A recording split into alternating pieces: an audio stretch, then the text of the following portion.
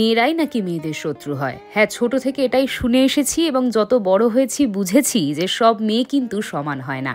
আজকে অনেকদিন পর আমি, মৌলি, আমার এক বন্ধু তিনজন মিলে ডিসাইড করলাম একটু বেরোবো। কলকাতার মরশুমটাই আলাদা রকম হয়ে যায় না এই শীতকালে সবাই বেরোয় একটুখানি ঘুরতে, কিন্তু আমরা কাজের চাপে সত্যি সময় বার করে উঠতে পারি না। কেমন যেন রোবটের মতন জীবনযাপন করছি, শুধু কাজ আর কাজ। আজ আমরা সবাই সময় বার করে চলে এসেছি ক্যাথিড্রালে। জানো তো, আমি আর মৌলি যখন ক্লাস 11-এ পড়তাম, আমরা দুজনে যখনই খুব মন খারাপ হতো ক্যাথিড্রালে চলে আসতাম। এখানে এসে একটা অদ্ভুত রকমের শান্তি পেতাম। জানো, দিকে এত নিস্তব্ধতা, সত্যি আমাদের খুব ভালো লাগতো। আর আজকে এখানে এতদিন পরে এসে আমাদের সেই দিনগুলোর কথা মনে পড়ে যাচ্ছিল। কলকাতাতে থেকেও কোনোদিনও বিড়লা প্ল্যানেটোরিয়ামে আসা হয়নি, তাই আজকে এখানে একটা শো দেখলাম, তারপরে চলে এলাম প্লাজা মলে। এখান থেকে আমরা কিছু টুকটাক শপিং করলাম, আবারও স্কুল লাইফের মতন বাইরে দাঁড়িয়ে ছোলা মাখা খেলাম, তার সঙ্গে ছিল আইসক্রিম। আজকে দিনটা খুবই ভালো কাটলো। এর পথে তিনজন মিলে জুডিও হয়ে ফিরলাম। তোমরা সাবস্ক্রাইব করতে ভুলো না, আর কমেন্ট সেকশনে বেস্ট ফ্রেন্ডের নাম বলে